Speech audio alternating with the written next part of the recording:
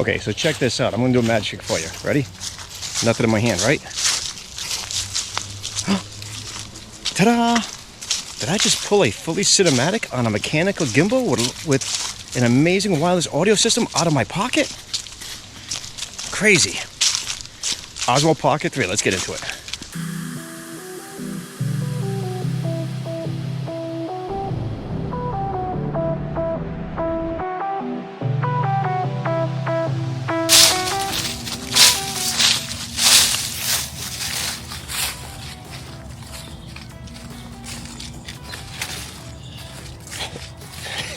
Fall foliage came in really quick and left really quick.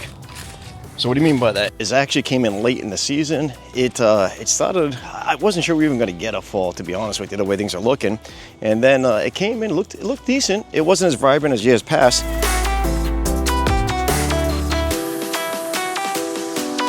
But just about a week ago, I was flying through here and it looked a little bit different. Now it's come to an end.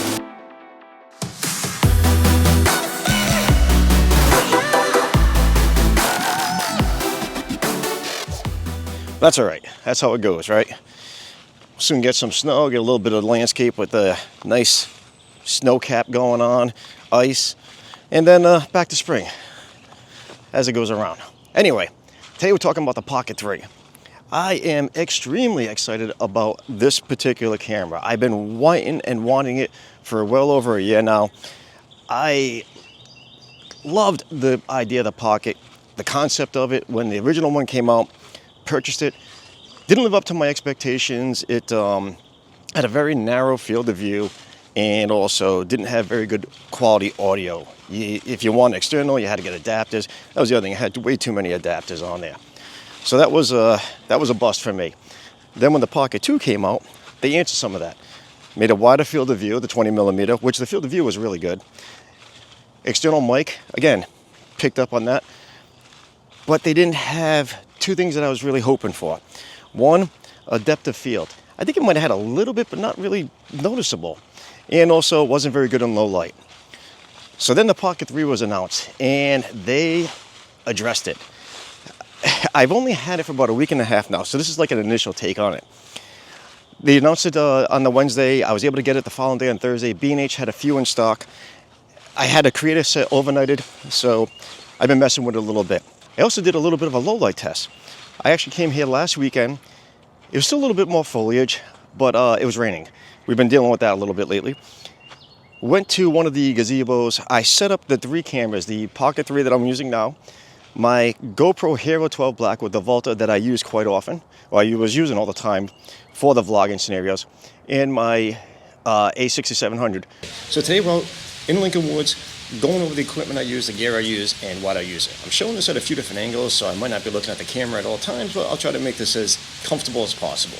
Now, to show you the equipment that we have here, this is my usual go-to. This is the GoPro Hero 12 U-back screen on the Volta with the Rode Wireless ME mic system. Over here is what I mostly use in studio, or if I'm in a perfect world scenario, where I'm not worried about it getting damaged or broken. This is the Sony A6700, and I have 11mm 1.8 aperture on there. And then the new Pocket 3. This is the one that I'm really focusing on in this video. I'm really excited about it because, like I was saying, my usual go-to is the GoPro Hero 12. Now, you can see a couple things in this circumstance. One, in low light, it is not as good as the other two. The other thing is there is no depth of field, so you don't get more of that comfortable cinematic look where you get a separation with the Pocket 3, and you also get a separation, of course, with the Sony A6700. Now, that all being said, when I'm choosing my gear, I choose it for a variety of reasons. One is quality versus price. I'm not looking for the most expensive, the newest gear out there, but what I am looking for is the best quality I can get at a comfortable price, so that happy median right there. Second I'm looking for is compactability. I'm traveling a lot, I hike, I boosted board ride, I'm looking for something small, compact, and easy to work with. So that's where this gear comes in. That's where the 6700 kind of fades out a little bit. So that's why I was leaning towards the GoPro. Now, the GoPro has its issues as far as it is a great action cam, but it doesn't give me quite that look I'm going for. Now the Pocket 3 has now separation. I had the Pocket 2, and I really liked this camera. I did, because of the compactability, because of the quality, because of the ease of use. And that's the third quality that I look for when it comes to my gear, ease of use. And it did. It has a decent field of view, which the Pocket 3 shares, that 20 millimeter, but it didn't have a very good depth of field. It had a little bit, but not very good. And also, it wasn't the best in low light. Now, you can see I'm in a fairly low light scenario, and the three differences with the three different cameras. And that's what led me to the Pocket 3. I do like how quickly and easy it turns on when you're twisting the viewback screen. You can set it so you do the push button instead, but I kind of like it with the screen so far. Who knows? Maybe I'll change it later. I also like that you can shoot regular landscape or portrait. I don't do a whole lot in portrait. I should probably do more when it comes to my Instagram, stuff like that, but it does give me that option. So, and also the color science. I like that the color science matches the drones, both DJI products, so it's going to make it that much easier. Not that it was difficult when it came to using the GoPro, but hey, easier is easier, right? This is a test with the internal mics. Now, I'm supposed to have a full mic system that's supposed to be pretty good, but I haven't really tested it yet. This is my first test with it. Kind of curious when I bring it back how it works out. I also like, again, they stuck with the 20 millimeter field of view. I do not have to really overextend my arm in order to get that wider for the framing, to show that background. Did I mention it's got bokeh? Not a big thing with me, is it? Anyway, kind of curious how this audio is with the without the wireless mic. It also has that dual focus. So as you're putting something a little closer to the screen, I don't know, let's see. My knife here. Can we test that? Yeah, it went right to the focuser. Maybe I got it at the wrong spot. How about that?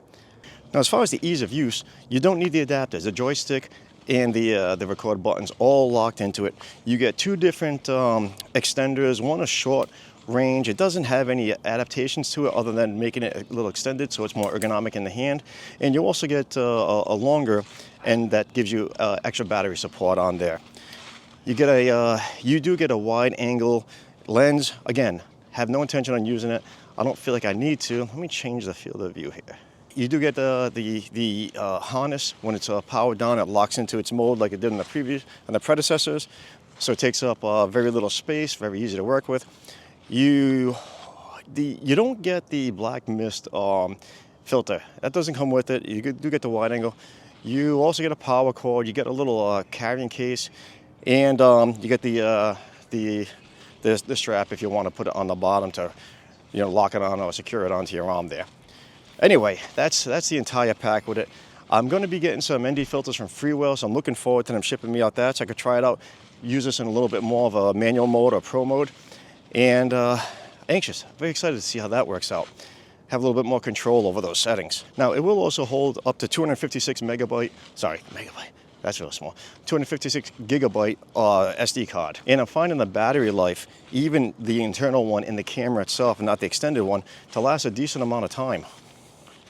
I mean, I didn't just leave it on for hours, so I have no idea, but I have videoed for the majority point of the day, and I didn't need that extra that battery power in the handle. I mean, so that's all I really have for this video. I just wanted to show some initial work with it from an everyday perspective, not somebody who's had this thing who is part of the DJI,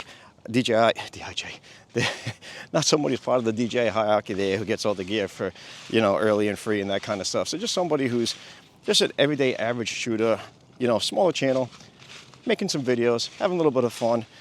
The price range versus the quality that you get, to me, man, I think it really hits that sweet spot. All right, that's it. That's all I got for this video. If you want to ask me any questions about stuff that I covered or didn't cover, hit me up below. Let's have a great conversation. If you enjoyed the video, give me the old thumbs up. And if you want to see more, subscribe. I'll catch you next time.